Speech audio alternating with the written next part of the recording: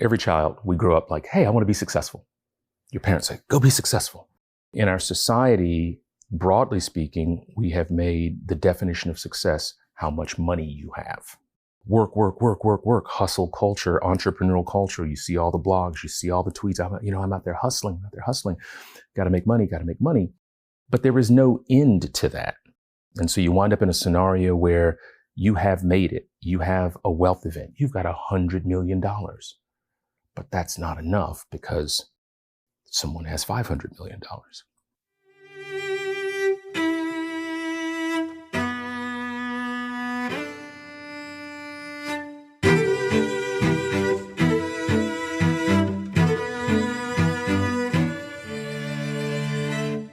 Welcome to The Knowledge Project, a podcast about mastering the best of what other people have already figured out so you can apply their insights to your life. I'm your host, Shane Parrish. If you're listening to this, you're missing out. If you'd like access to the podcast before public release, special episodes that don't appear anywhere else, hand-edited transcripts, or you just want to support the show you love, you can join at fs.blog/membership. Check out the show notes for a link. My guest today is Rey Flemings, the founder and CEO of Myria, which is building a community for the world's most successful people to connect and enjoy their lives. Flemings is one of the nation's experts on the ultra-wealthy. His unique perspective was honed during his 30-year career bridging Silicon Valley, Hollywood, and family offices. Flemings was the CEO of Particle, which was acquired by Apple in 2010. I wanted to talk to Rey because I walked away from dinner with him one night thinking he might be the world's most interesting person. He's definitely one of the most interesting people I've ever met. He's the guy you call with an impossible request and he somehow pulls it off and makes it happen. His stories are legit crazy, as you'll hear. It's time to listen and learn.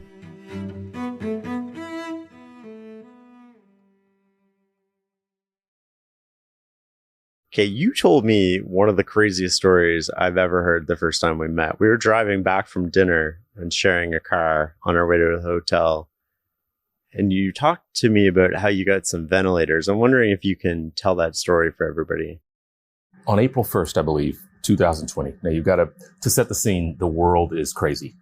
If you remember at that time, Manhattan had scores of refrigerator trucks, right? Because the morgue system couldn't even process the bodies, right? This is a very scary time. It's not, you know what I mean? This is peak unknown COVID, right? And no one knows where this thing is heading. And we get a call from Governor Cuomo's office. And the call was that the state of New York needed ventilators. So in my company, we have a practice where we take on special projects, things which are incredibly difficult to do. Some would say impossible. Things that are really, really hard, we'll get those phone calls. And this was one of them. And so, we got two things that day. We got a wire from the state of New York for $45.9 million and a phone call from the FBI. So at this time, you remember there was all these crazy people who were essentially defrauding governments over medical supplies and PPE. And so the call from the FBI was basically to let you know, we're watching, right? And so it's like, go out here and try to get these ventilators. And you're being essentially watched by the FBI while this stuff is going on at the same time. And so I think the task was we had 72 hours to get, I can't remember the exact math, but a couple of thousand ventilators, whatever the math worked out to be, and get them into Manhattan. And to get them out of China. Well, there was a problem. It was never really public news, but China had embargoed the distribution or sale of ventilators to America. They were kind of angered by the Kung flu comments and these other things. And they were like, no ventilators.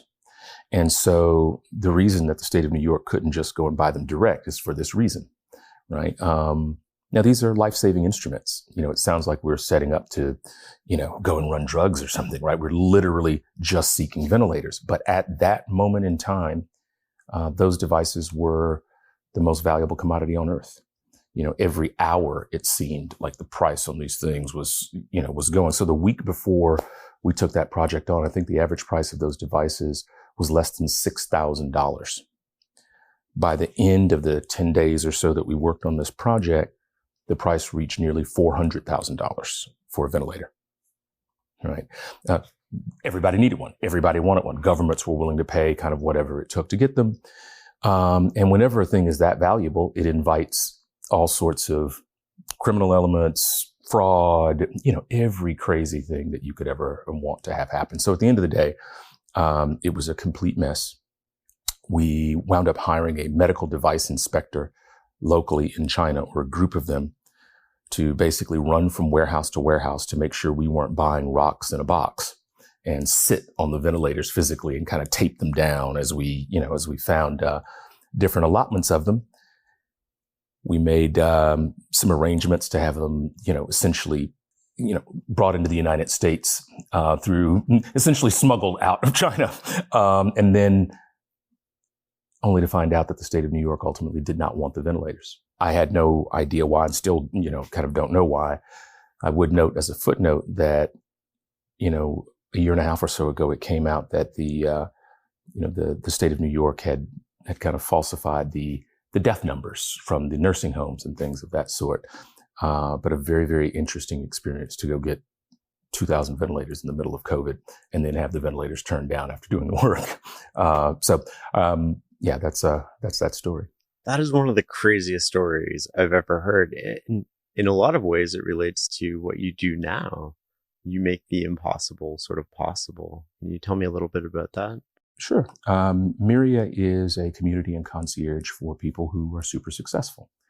And in the course of, people come to us because they want enhanced access to relationships, people that they don't know, and to things that they want in their life. And we help them get those things. And I think all people want to feel special. Certainly successful people want to feel special. So accessing things that other folks can't readily get their hands on is at the heart of our business. Is there a spectrum of sort of concierge services or access? The easiest way to think about what we do is this 5-step spectrum, where to the left, things are simple, and to the right, they're difficult to impossible. So 1, 2, 3, 4, 5. On the left, anything that you can purchase on a web browser. You want to rent a home to stay in when you go to LA. Well, there's Airbnb for that. You want to buy a ticket to Coachella. Go to Coachella.com. You've got a VIP pass. Number 2 is hard. These are things where maybe they're available online, but they're still difficult for you to get your hands on. So these would be things like booking a private jet. Yeah, you can book a private jet online, but it's so confusing and so much brain damage from a booking. Most people use a broker or a travel person to do it. Number 3, we call off market. And so these are things that sellers want to sell, but they never list or make available on a website. Artist credentials to go see your favorite band and all sorts of other things that are never on public sale. Category 4 would be stuff that's hard, walking the red carpet at the Met Gala or being on stage with your favorite artist, et cetera, et cetera. And then the 5th category are the impossible requests, like the ventilator chase or all of these other sorts of wild and interesting things that we get called on to do.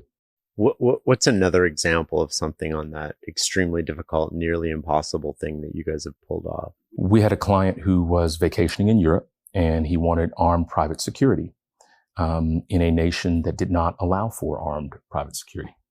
The only people who could carry a gun in that country were on-duty military and on-duty, essentially, federal police. The client had some security concerns. He was on vacation, and we essentially got security, an exception made by the government to treat him like a diplomat. And the president of the nation actually gave a member of his own, the equivalent of the Secret Service, of his own security detail to secure a private American citizen. I mean, the degree of difficulty on getting stuff like that done is, kind of off the chart. And what I find fascinating about problems like this, because you're solving a problem effectively, they're not really repeatable. I mean, in those 2 instances, in the security instance, they are repeatable. In the ventilator, obviously, that was kind of a once in a lifetime, hopefully, sort of global pandemic. But a lot of what we do, our business is more repeatable than it seems. It's just not openly commoditizable. Can you expand on that a little? Yeah. So the secret of our business is that we're not just randomly going out trying to do an impossible thing for a random person with a lot of money. We're actually matchmaking. We work very closely with our clients to understand them, to understand what they want, and to understand the value exchange. A lot of things are in that impossible number 5 category because people, it's about more than money. They have certain non-financial considerations like who is the buyer? And by understanding what the seller wants and how to make that happen, the levers, and by understanding out of all of our clients who the right clients are for that thing, we can make really unique things happen for them. Does wealth become hollow at some point, or money, I guess, is a different way to word this? Does money become hollow at the point where you can go out and buy anything you want that's available for sale? Money has been proven to have some negative effects on people, right? We become, the richer we become insensitive. Wealth is also isolating. The rich become very, very insular. Billionaires becoming a dirty word. It's becoming a pejorative. People, are very, very concerned. And so, yeah, I think, wealth can have several different effects on you, but we think that when people get to a point where they have everything that they want financially, they move kind of being out of this luxury mindset and into a place of what we call post-luxury, where it's not necessarily about the nice thing. It's about experiences. It's about connection. It's about people. And we're building an organization to help folks find other people of like mind. So in dealing with this subset of the population, is there a difference in your mind between being rich and being wealthy? There is. I think that, every child, we grow up like, hey, I want to be successful. Your parents say, go be successful, right? And we chase success. In our society, broadly speaking, we have made the definition of success how much money you have, right? And so, that's led to, work, hustle culture, entrepreneurial culture. You see all the blogs, you see all the tweets. I'm out there hustling, got to make money. But there is no end to that, right? And so you wind up in a scenario where you have made it. You have a wealth event. You've got $100 million. But that's not enough because someone has $500 million. You become a billionaire. That's not enough because somebody's got 10 billion. There's an element of like happy if, right? Like happy when. I think of it as happy if and happy when. I'll be happy if I can get the promotion. I'll be happy if I reach $10 million. I'll be happy when I get to $20 million. And then at that point that you get there, your baseline for happiness just totally changes. And then all of a sudden you're looking forward.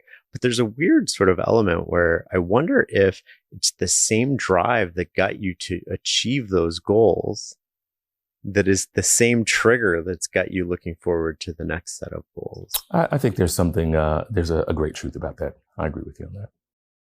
So how do you think about rich versus wealthy? We think that we need to broaden the definition of what success looks like, to be more holistic, to not just be money. And, we are all socially connected. Have you ever had Nicholas Christakis on as a guest? Yeah. He wrote a great book called Connected. We know that we can catch COVID. We were talking about earlier. We know we can catch flu, but Nicholas is a world-renowned academic and just great human. He's a Sterling professor at Yale, and he's done all this fantastic research. And basically, you can also catch obesity. You can catch smoking. You can catch suicide, depression. You can also catch happiness. You can catch sadness, all of these things. And so I think because society has kind of placed this ideal, go get rich is the number one thing. And there is social contagion, essentially, right? This idea has spread that we're chasing that thing. And I believe if we broaden that definition, if we set a more holistic example of what success could look like, and what if the richest people in the world were also the nicest? What if the richest people in the world were also the kindest? What if the world's wealthiest humans were disproportionately charitable? Not most charitable because they have the most money and giving away 1 or 2 or 3, but far and away, massive percentages of their income. What sort of societal impact would that have? Right now, if you went to, I imagine, school-age children and asked them, draw a picture, tell me what philanthropy looks like. They might draw or paint many pictures of what philanthropy looks like, but they wouldn't describe it as cool, right? And making this idea of giving back and helping other people cool and sexy, that's really where I think we have to go with it. I like that approach. I think that that would be really good for society. As you were saying, sort of the hustle culture, it also had me thinking about how it relates to our connectedness through Instagram and Facebook and everything else, where what we do is we work really hard to achieve these goals that we think we're playing by somebody else's scoreboard, right? Because I think unconsciously somebody's told us this is what we need to do, and then we play to that scoreboard only too later in life to realize we played to the wrong scoreboard. But because we're playing to that scoreboard, then we want to show people we're successful. So we post the new car, we post the vacation, we post which causes unhappiness in other people too, because it used to be, we were living on a street. And if somebody got a new car, you would know, but like that's the extent of what you're exposed to. And now you're exposed to every vacation, every sort of car, all these people. The best moments in everyone else's life. Right. And they're not moments of people who are like you, right? Or just one level above you. They're moments of people who are just well beyond the gap between, rich and the money that you can afford and the things that you can afford. Is you're not exposed to people that are like you anymore. You're exposed to people who are very different than you. How do you think about that? I agree with you. That is part of the problem. And I think, all of the studies are pretty clear that it has a negative effect on people. It's like a slot machine, right? Every time you open your phone, you've got the notification and the uncertain, what you're going to see. It's addicting people to it. And I also think it gives a false impression. So even folks who are way wealthier than you are, they're still only posting the great moments of their lives. They're still humans. They've got crap moments in their lives just like everyone else, but they're not posting that, right? And so you're seeing this highlight reel of life. And so you're not just looking at economic inequality, you're also looking at, kind of the best of the best of the best moments in anyone's life. And the supermajority of your life isn't like that. Well, the supermajority of all of our lives isn't like that. But you're scrolling and all you're seeing are these extraordinary moments in everybody else's life. And it weighs down on people, I think. How can it not? When I think of wealth versus rich, I think, wealth has a language and it's not money. And that language is sort of connectedness, relationships, health.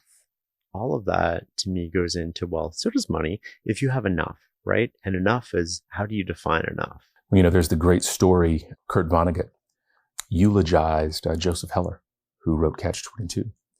And in his eulogy, he told a story about he and Heller visiting a billionaire's island. You probably heard this in all the great literature you have behind the wall. But the story goes something like, Vonnegut teases Joseph Heller by saying, do you know that our billionaire host made more money today than you made in all the copies of Catch-22 you've ever sold since publication?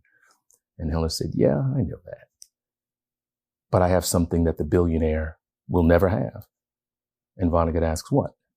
And Heller says, enough. I have enough.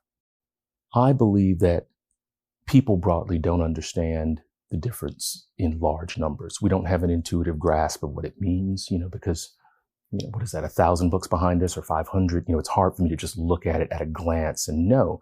And when you get into really big numbers, millions and tens of millions and billions, we can't process it. We can't intuit it.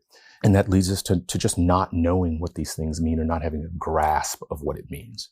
So sharing the difference between, or developing an understanding around what is the difference between a millionaire and a billionaire is important. And I think the clearest example of that is to use time. Nearly all of us have gotten a paycheck in our life. If you're paid biweekly, you spend 1 million seconds of your life every 12 and a half days. You spend 1 billion seconds of your life every 32 years, roughly. So the difference between 1 million and 1 billion is the difference between a 2-week paycheck and your entire career in time. If that's the difference between 1 million and 1 billion, and we're chasing 1 billion, 2 billion, 20 billion, 30 billion, 50 billion, 60, what is the point, right? At some point, we need to be pushing those things further and further and helping people. I also loved Warren Buffett's quote in his documentary. They basically said, hey, Warren, you were kind of famously not very charitable early in your career. Why? And his response was along the lines of, well, I believed I could compound money as well or better than anybody in the world. And my goal was to grow the pot as big as I could possibly grow it, and then give away the maximum amount when I was done. And the interviewer says, well, why did that change? And I said, well, it changed because I discovered that the problems of humanity are compounding faster than I can compound money. And that led to him, I think at this time he has given away the largest percentage of his fortune during his lifetime than any other person after realizing that. That's a powerful sort of realization. One of the things is you were talking about millions and billions and how we lose the concept of what that means. We also lose it in society. It's not just with people who have billions. It's when governments announce they're spending billions of dollars, it's just become sort of a million, right? Like we don't understand the context of what that is. I've often wondered why they don't do it per capita. And then that would explain to people in very relatable terms how much per person is being spent on X, Y, and Z. And I think that they don't do it because they actually know people don't grasp these concepts, and we don't teach it in school. And I think part of the reason we don't teach them in schools is we have this sort of incentive where we don't want people to understand the difference between a million and a billion. I would go a little further. I would actually say that it's not that we don't want people to understand. It's that we don't understand. And I'm meaning the big we, the so-called leaders. There's this idea that there's this group of really smart people who have their hand on the wheel, guiding the planet left or right, or kind of, making all of these decisions. I actually don't agree with that. I believe that the systems are too big. If you ask me, and I know this is not a political show, the problem is not Trump or Biden. The problem is not Obama or Bush. The problem in America is with the presidency itself. The idea of the presidency was developed so long ago. Like, hey, let's elect our king. Well, when the Constitution was ratified, a human being had never traveled faster than a horse could carry them. The world was much smaller. It was easier to manage. So here we are saying, let's pick one person who can run our military and educate our children, run the economy and healthcare, and that person doesn't exist. There is no human being that smart who can do a good job on all of these things. It's far beyond their reach. And I think we've got to recognize that the system is getting to a point where it doesn't make sense even to the people who are operating the system. In my business, Silicon Valley Bank imploded. I'll give you an example. Silicon Valley Bank imploded, and people woke up to this reality that, oh my goodness, a deposit in a bank is actually not a deposit. It's an unsecured loan to the bank. Above $250K, right? Right. And so even that number, right? The FDIC has about $130 billion. And if everybody withdrew their money, it's not even everybody. They've got $130 billion of insurance money. How much money do U.S. depositors have in U.S. Bank? 20 trillion, right? So how's $130 billion insuring $20 trillion? The entire economic system, we think it sits on money, and people will sit there, these policy wonks, and they'll talk about numbers and blah, blah, blah, and all these things. The economy is based on trust. And when that trust breaks down, you see what you're seeing in our society today. When the rich aren't trusting the poor, and the whites aren't trusting the blacks, and the Republicans aren't trusting, you begin to see this fraying of the edges, the things that you see in San Francisco right now with, all of these things going on. It all actually sits on a lack of trust, or an erosion of trust, this fraying of the American experiment. How do we rebuild trust? South Africa did something really interesting. Here was a community, thanks to apartheid, which there had been a lot of wrongs done. You could look at examples throughout history where, when one group has been done wrong, if they come to power, they do the same things essentially to the other group that was done to them, and back and forth throughout human history. South Africa took a different approach. They instituted something called the Truth and Reconciliation Commission. And the basic idea was that that apartheid was wrong and people were wronged, we've learned from it and we're going to do better as a nation. And if you committed a crime under apartheid, come forward, admit your crime, and apply for amnesty by admitting it. But if you didn't, and they could later prove that you had committed the crime, then you could stand to account for it. So it was this encouraging this sort of day of reckoning around all of the historical wrongs. Yeah. A program to kind of make those things right and then move forward. So your question was, how do we start to restore that trust? So that's actually part of our mission at Myria. When we say that the world's most successful people should be, that we're a community and a concierge, we want them to be having more fun. We want them to be spending more money. And it sounds very snooty. It sounds very exclusive until you understand that we believe in inclusive exclusivity, right? So success is not just money. So our members are not just rich. They're also people who are changing the world in many other walks of life. Very great academics and accomplished business people and artists. And solving the economic problems, we need to all kind of do our part in it. That goes back to, what if the wealthiest people in the world were also the nicest? What if they also were the most charitable? Well, if you're having fun in your life and you're enjoying your life and you're coming into contact with people and it's not insular and it's more fun, you're seeing and kind of touching the problems, right? I mean, our primary service for our customers on the concierge side, of course, is human-powered services. And being nice to and tipping well and making sure the people who are serving you are taken care of, it's a rounding error on the balance sheets for most of our clients. So why not do it? Because when you really, really think about it, let's say you and I hit the jackpot, build a great business or hit the lottery, whatever our path to success or money is. We have all the money we can dream of. We go and buy a $70 million G6. How many people have to wake up that morning so that my plane can take off? Somebody's got to fuel it. Somebody had to drive a truck to get it there. Somebody's got to be in that air traffic control tower. Somebody's got to handle the baggage. You got to have pilots in the cockpit. And that's just here where you're taking off from. Somebody halfway around the world have to also get up and do the same thing. Well, those people who are getting up to fuel your plane, they have got to earn a living wage. Because at the point that they don't earn a living wage, then you have a problem. The whole system falls apart. Right. Then you see what you're seeing in America, the tent cities. You have people who are like, I've worked 60 hours this week and cannot eat and pay rent. Why am I working? Right? I worked a 60-hour work week in America and I am on public assistance. Why work at all? And this goes back to the whole, there are 3 people in America with more money than the bottom 50% of Americans, right? So wealth is getting concentrated into so few hands that it becomes dangerous. And you never know where it starts. You never know the moment of ignition. Think about the Arab Spring. The forces which led to it had been underway for decades, right? All this upheaval and people were able to suppress it, et cetera, et cetera, et cetera.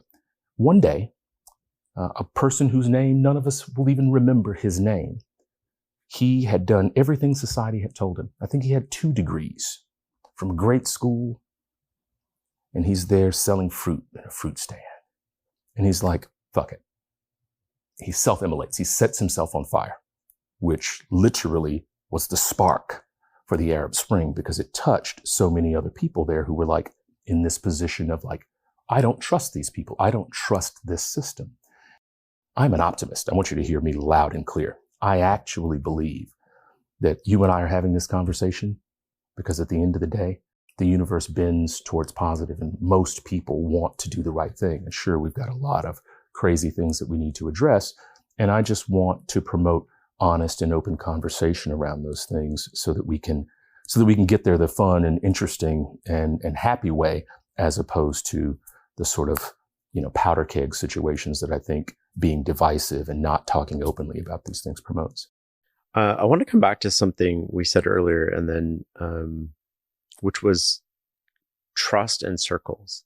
One of the things that we both noticed and talked about a little bit beforehand is how sometimes the wealthier you are, the smaller your circle is. And not only is it smaller, but it gets smaller every year. And it's really hard to get into that circle for an outsider. Can you talk to me about that and what you've seen and experienced? Right.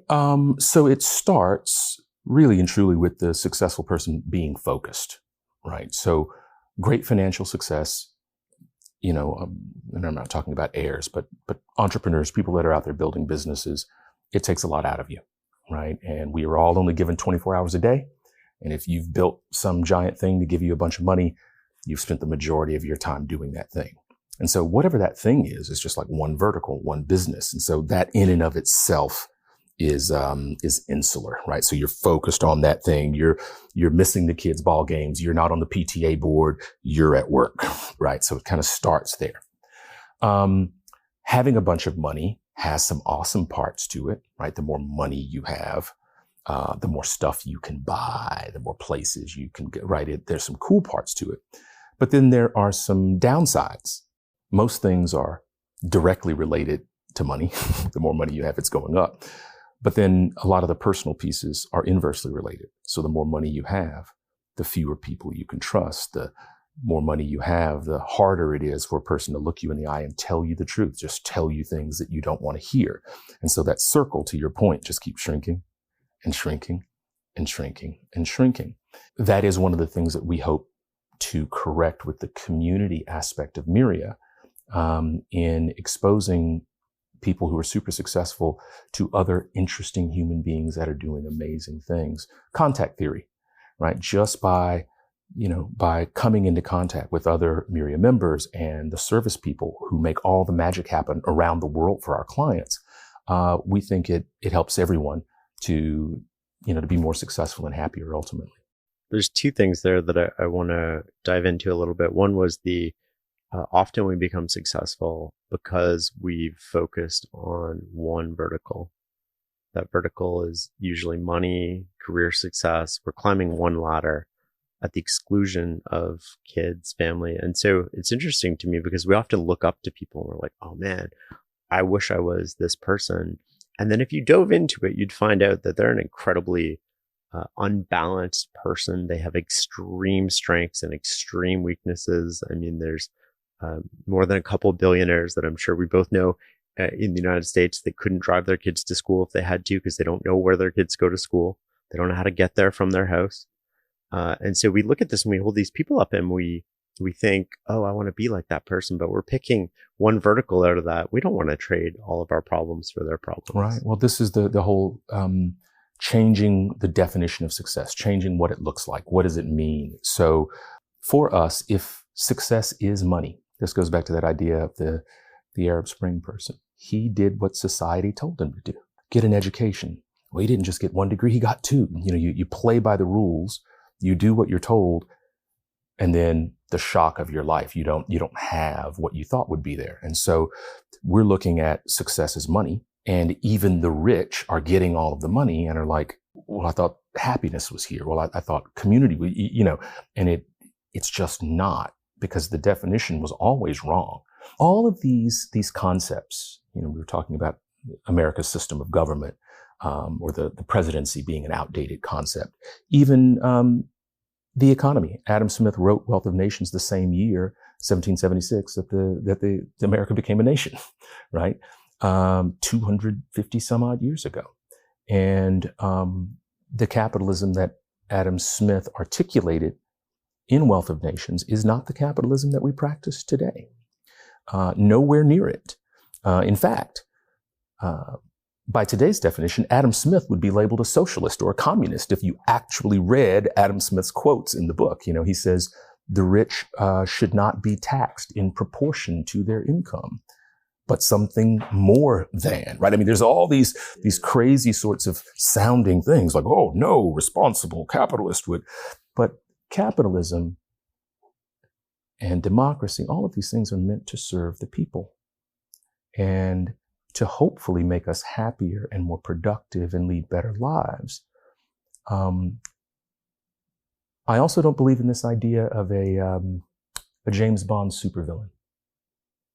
Pick whoever you think of as the worst billionaire in the world. Were they alive in 1776? No, they didn't invent capitalism. They were born into it, just like us.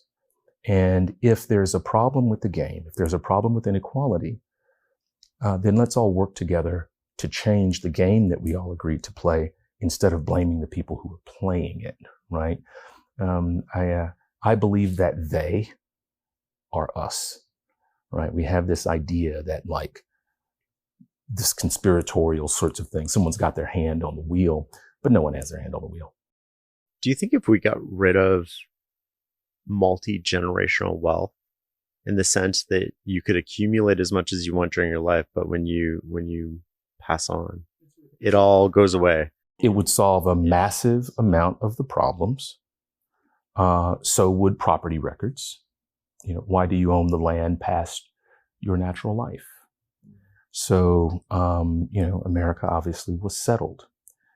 There was a Homesteading Act, and the American government gave over 10% of the land of the United States to people, but not all people. That created the first inequality. Because wealth compounds, and the nation has protected the property records. A generation is between 10 and 10 and 30 years. Let's kind of split the difference, call it 25. There's been about 10 generations in America. From the foundation until 1978, if you were Black in America, you could not fairly compound money.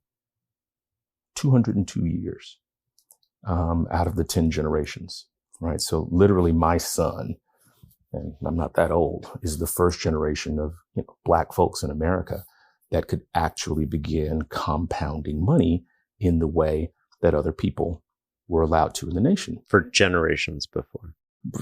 From the founding of the country, since we got there, right? From the start until 1978, I was 5 years old when that occurred. And then specifically 1978, because you had the Fair Housing Act and all of the associated lending protections to go in place. And so it took literally that long, 1776 to 1978. Now, federal taxes started in 1913, whatever that is, 65 years. African Americans are paying federal taxes for benefits that they do not receive. And it compounds this sort of wild inequality generation after generation after generation. And it's at the heart of eroding the trust, right? At the end of the day, people want to go to work. They want to obey the rules of society. I've paid my taxes. I've gone to school. I've done nothing wrong. I've voted. I've been a good person, and there is nothing here for, that system, as it just keeps going, breaks down. Now, the founding fathers in their wisdom gave us a system, voting, to change it. I made that statistic earlier that 3 people are richer than 165 million. Well, what's the most votes ever cast in a U.S. federal election? 81 million votes. Literally, at the next federal election, if they so chose, those 165 million people could vote their way out of poverty. You could tax their way out of poverty unilaterally. But there's too much division in the nation. There's no honest, fact-based conversations to talk about how we solve these problems. And it just leads to this sort of spiraling. When does it end? I would tell you that even my wealthiest clients don't like it. Right? So they played by the rules of the game. They succeeded, and they want to change it. But no one person, even if one person said, hey, I'm a billionaire, here's $1 billion. I'm going to leave it on a street corner in the poorest neighborhood in town. Go run with it, right? Whoever wants it, it's all yours. What's the U.S. federal budget? Trillions of dollars. That $1 billion is not going to address anything. I mean, sure, the people who quote unquote hit the lottery that day and found the money would do better, but it won't fix anything systemically. This is why we believe we've got to create groups of people who are having more fun, who are having these discussions, who are being inclusively exclusive. So, hey, I'm financially successful. Hey, I'm a great artist. Hey, I'm financially successful. Hey, I'm tops in music. Hey, and bringing those people together, not in an accusatorial way, not in an agenda sort of way, but kind of moving society forward in that way. That's interesting, because you don't just accept anybody. You have an onboarding process. And through that process, you're getting to know each other. They're getting to know you. You're getting to know them. I'm wondering if you can go through some of the questions that you ask people. And I'm sure our audience would value going through these as well, in terms of, how do I get to know myself and where I'm at? Yeah, I think one of the great opportunities is to choose happiness today and to choose, a broader definition of what we think of as success. So when we sit down with people, we send them a questionnaire. And the questionnaire includes a bunch of different sections. There's a fun section because, again, I believe if people are having more fun in their life, we're all human beings. Who doesn't want to enjoy their life, right? Like, everyone wants to be having a good time, to feel good, to feel special, have a great time. And so there's all of the bucket list questions, if you will, right? What's the stuff that you've done?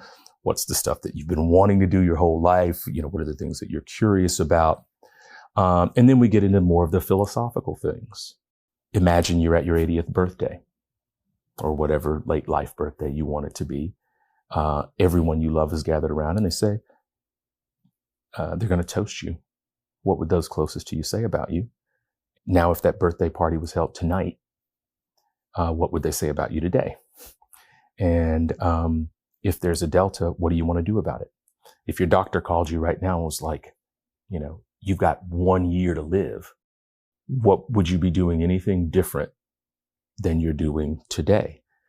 And if so, why? And just really asking these sorts of probing questions. Who matters in your life? Talk to us about your community. And so it kind of starts at the me, because we're all looking at ourselves. And then we try to broaden it to get our clients to kind of look outside of themselves and to start thinking about, obviously, their family first, then their community, and then kind of the broader issues. I think one of the interesting things that COVID did is it disconnected us from our community en masse. It locked us in our house. Delivery services, we don't have to interact with people. We're not forced to see people who are more or less successful than we are. We don't see the full spectrum of society. And because we don't, we think the world looks a lot like us. We become disconnected and selfish as a result of that. I agree with you. I would argue that you see it in music. I am old enough to remember how Black people in America acted before hip hop. And I'm going to sound like a boomer. I already know, people are going to be like, what? Dr. Dre. Everybody can see Dr. Dre in their head. Well, before Dr. Dre was in a black ball cap and, the NWA look, Dr. Dre was in World Class Wrecking Crew. A sequins jacket with long jerry curl, right? Like, it was a completely different thing. I'm the first hip hop generation. There would be no such thing as hip hop if my generation didn't like it. So I'm not criticizing hip hop in any way. But what I'm trying to say is, at that point in time, it was entertainment. And now it's become not entertainment, it's become lifestyle and culture for a lot of people. The music, even in early hip hop, was we-centric. It was looking out at the world, and at some point that changed. And all of the lyrics became me, how much I've got, how much money, look at me, me. And, that me-centric thinking is, I think, closely related to how we've defined success. Right. All the money. I got this, I got the car, I've got the, me, what I've got. And again, we are all connected. We are not going to be able to ever create a society where we don't need each other. And if we could create it, who would want that? I don't want to live in some, test tube without people, right? And we've gotten very myopic, very narrowly viewed. And I see it reflected in the culture, in the music, in the movies, et cetera, et cetera. We're all part of an ecosystem. We are a superorganism, whether we know it or not. And this was interesting because during COVID, my kids actually used this against me to get what they wanted, which I thought was quite clever of them. Because I was teaching them we have to support small businesses, right? So we have to find a way to either order food or like go out and get food. Even if we can't go in the restaurant, we'll like, and they were like, well, why? And I was like, well, because we're all part of an ecosystem. I run a business. They run a business. We're all interconnected, right? Like I can't really be successful if they're not successful. I mean, I can financially, but I can't exist in the community and in a world where we're not all successful together. And so my oldest comes to me and he's like, I think we should make a rule to have croissants every day.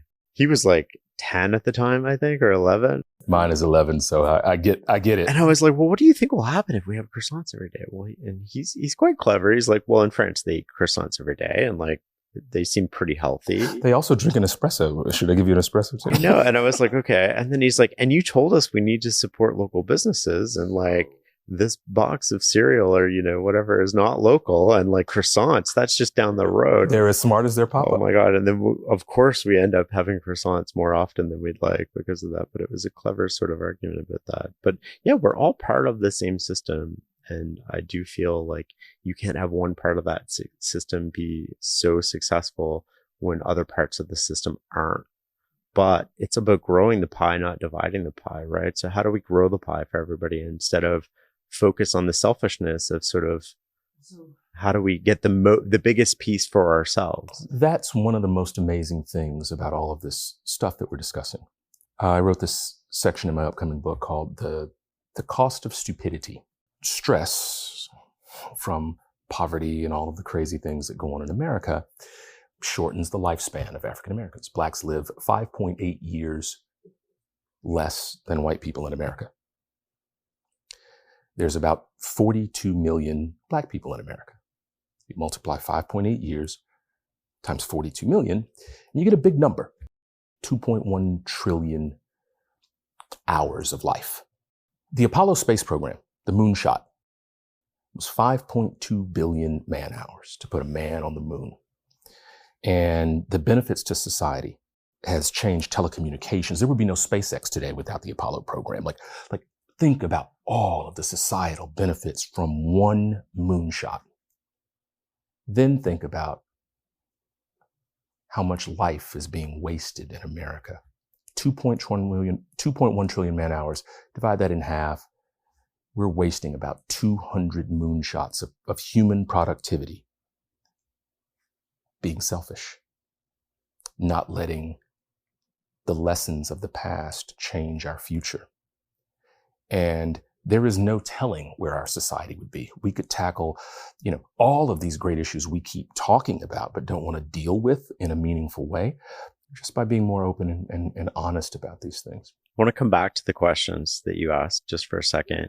Is there one that stands out for you as, like, if I could only ask one question to get to know somebody and determine whether this is a person I want to work with, what would that question be? That would be the question. And it's different for everyone. There is no right answer, right? So for every person, for our clients, for every person who comes in young, 20s or 30s, wealth event, single, ready to go have fun, meet people, party, whatever. We have a mid-career person with kids. The last thing they want to do is go party. They're trying to do fun stuff with their family. We have other people, late stage career, who are focused on wealth transfer, who are legacy, so forth and so on. There's no right answer to it. But if you ask the question, would we want to work with them? I think the what do you want is very, very helpful. Do you see answers change over time? Like with the people who are sort of like maybe near end of life, do they think about their role in society and sort of things differently than people who are maybe mid-stage? It depends on who. We kind of over-index on people who are thinking socially. But we certainly know a bunch of folks who aren't. Because we all gain perspective. I mean, like the 40-year-old me looks at my 16-year-old self and is like, man, that guy was an idiot. But, my 60-year-old self is going to look at me now and be like, man, that guy was an idiot. Again, I'm an optimist, right? When I look at the sort of folks that we're meeting, I think that the wealthy get painted with this broad stroke, a caricature almost. But certainly some of our mutual friends are literally some of the nicest and most genial humans on this planet. who definitely care, who are definitely trying to get it right. None of us have this whole thing figured out. We can sit here with all of our fancy words and our big talk and our learnings, but we really just don't know that much, right? I mean, humanity is frankly not that smart, right? I mean, when you think about AI, so here we've created a machine that can run on your phone that knows everything every human has ever thought. And for me, that just really points towards a little bit, maybe a more human humility. Isn't that fucking crazy? Like literally your iPhone gives you access to this incredible amount of knowledge. But I also think it puts us into perspective, right?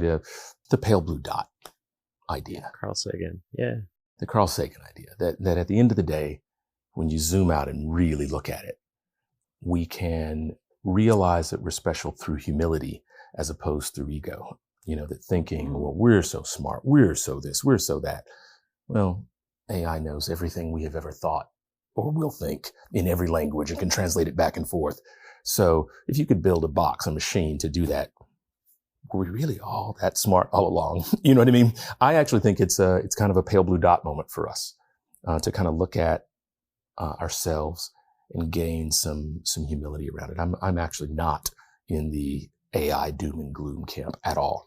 That's interesting. A lot of people, it does seem very bifurcated between doom and gloom and optimism. And there's not a lot of like, well, we'll see how it plays out sort of in the middle.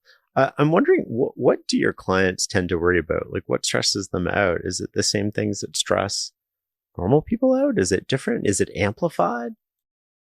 I think money is an amplifier. It turns up the volume on who a person is. It doesn't change who they are. With the caveat that great wealth does have the negative effects I was mentioning earlier. So the normal worries that folks have, safety and security, is kind of a big one. They become targets for frivolous litigation and a lot of bad behavior. Things which, if they were poor, would never be an issue, but even the minorest of infractions are like, everything's super, super litigious. And so this leads to the kind of isolating and insular thing where they have to be careful with people because they don't know what's going on. Oh, I slipped and fell. So besides the security and kind of the litigation issues, there's a lot of hand wrangling over what's going on in society. The broader sort of, there are people who are, I feel like, really concerned about it, putting their money where their mouth is and kind of thinking through these problems in a significant way. But yeah, people are people, right? So they have the basic fears, but it does kind of turn up the volume on some of the... What about kids? I know some of my wealthier friends who might be targets or what have you in sort of frivolous lawsuits or something. They might allow their kids to have like an Instagram account, but it's private, it's locked, it's not public. And that sort of also comes back to harm these kids in a way, right? When they go to university and they go to Rush for a sorority, or now all of a sudden they've got this locked account. It doesn't seem like we're always looking at the wrong metrics. So I don't want to get into like whether we're looking at the right metrics or not, but their life is a very closed system of trust. Talk to me a little bit about that and how you see it and what you've seen work and not work. And I think all parents, want the best for their kids. If anybody out there has a rule book for how to get the best out of their kids, I definitely want that book. We're all trying. Things that people who have raised happy, successful kids, kind of some of the best examples, I feel like are the parents who kind of let their kids be themselves and been patient with them. Lord knows we all needed a lot of patience. The child-parent relationships that have been the most strained that we've been exposed to have been those where the parents try to handle the fish a little too much. You know what I mean? Either positively or negatively, right? You can be a helicopter parent, in one direction, you can be a jerk in another direction, the families that I know where the kids are, just most normal, happiest, leading their lives, the parents kind of let them be kids and let them be themselves. One thing I've heard from somebody that I totally admire and respect, and I don't want to reveal who the person is, but they said if you have wealth, how you raise your kids is their expectation. So like if you can't have them live a different lifestyle. So if you're living in a mansion and you get picked up in a chauffeur and you tell your 15-year-old to go get a job at McDonald's, it's going to cause resentment. So you have to live whatever lifestyle you want them to grow up in. So if you want your kids to grow up in a middle-class lifestyle, you actually have to live. You can't force a subset of a middle-class lifestyle on them. Or how do you see this? Like, you interact with all these people. That is a truism. Let's go back to our definition of success, right? So in America, this Horatio Alger, I worked hard and I made it. You know, I pulled myself up by my own bootstraps. I did it. I went out there and made it, young man. And you too, you're going to go out there and make it, right? So I'm worth $10 billion. I'm going to leave you $100,000 or nothing at all. And you're going to go, you know, because I don't want to spoil you. You know, somewhere along the lines, our definition of success also kind of blended with masculinity in this weird sort of way. And it comes to kind of define the alpha male, you know, I'm super, super successful. And if you look at Forbes, so Forbes publishes the billionaire list, 2,700 names on it. That's actually not the most important designation. The most important designation is self-made. So within the Forbes billionaire list, there's heirs, there's all these, but that self-made billionaire, that's the designation that everyone wants. And it leads to this sort of thing where everyone has to be self-made. Talk to any billionaire, the first words out of anyone's mouth will be like, I didn't come from anything. Whether or not that's true, right? They'll be like, I came from nothing, right? That's at the beginning of every story on the self-made thing. And I think it leads to some really, really interesting effects, particularly with relation to people's children and their ability to be self-made kind of in a parent's shadow. And it's not just with money, it's also with like what they're calling now Nepo babies. So your parent's a famous actor, your parent's a famous singer. Well, if you're interested in acting, you get opportunities because of that. And then you're looked down on it. You know, just all of this weirdness where, of course, if a child grows up in this lifestyle, seeing this thing, maybe they want to emulate it, maybe they don't. And who doesn't want to look out for their kids and do the best for them? But then when you get to the kind of wealth money transfer and the self-made thing, it gets kind of wonky. I can go deeper on it, but it's kind of a touchy subject. Yeah, there's another aspect to sort of call them wealthy kids for lack of a better term that a lot of people don't appreciate as much as other people, which is often their parents aren't home. They're working. They're not there for them emotionally or even physically present with their kids. And that takes a toll. And maybe later in life, you sort of, because you lived unconsciously, you come to regret that. Maybe you don't. I mean, I would definitely think that would be something people would regret, but it's only you sort of realize that after. And so how do we use their hindsight to become our foresight?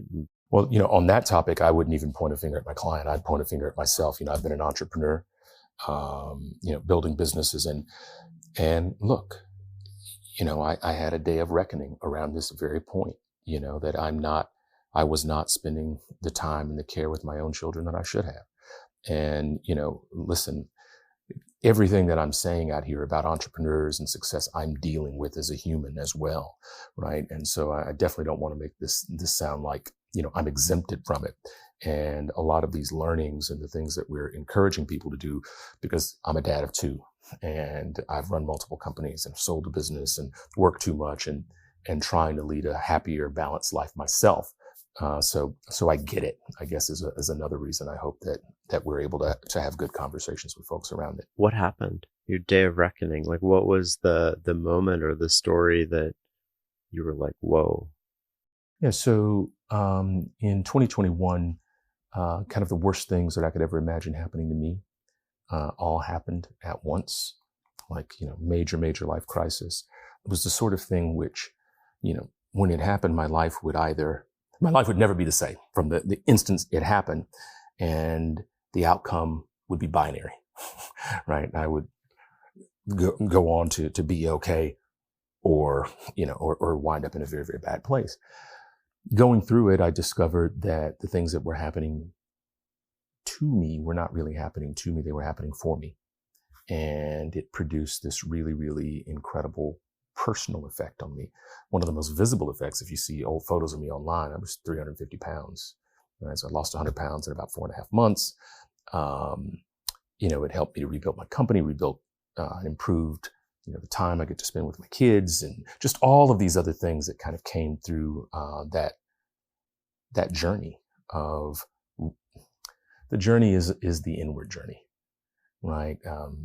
Really reconnecting with and understanding one's self, and then our relation to others, and being able to just kind of get outside of our own lens, our own perspective, and see ourselves more honestly and more candidly. Was that the hardest moment in your life?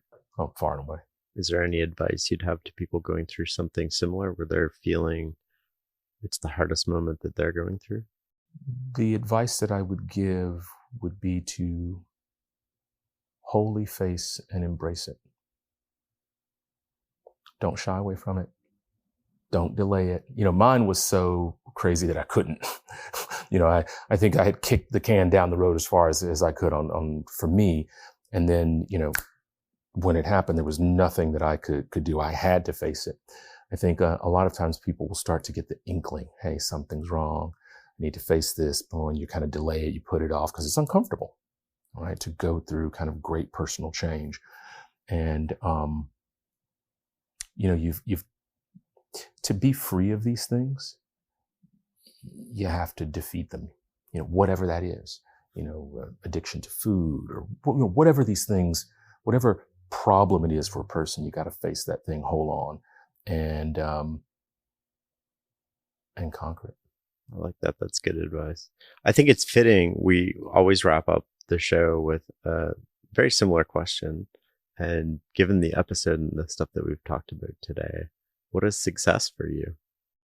I've been thinking a lot about this lately because, our business is growing, and, a lot of really interesting things are afoot that, I frankly never would have dreamed would happen. And I feel like I dream big dreams. But, for me, success is first and foremost being a better father, my family, fulfilling my social responsibility, and making a difference.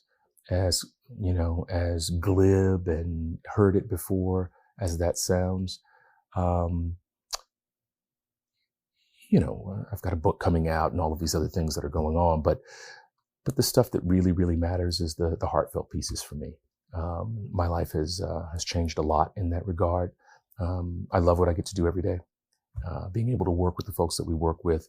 And I really do feel like we're making a difference, not only in the lives of our clients, but in the lives of everyone that we touch.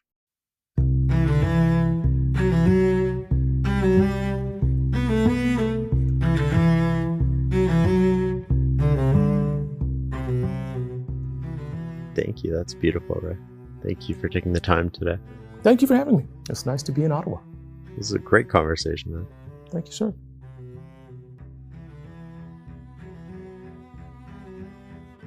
Thanks for listening and learning with us. For a complete list of episodes, show notes, transcripts, and more, go to fs.blog/podcast or just Google The Knowledge Project. Until next time.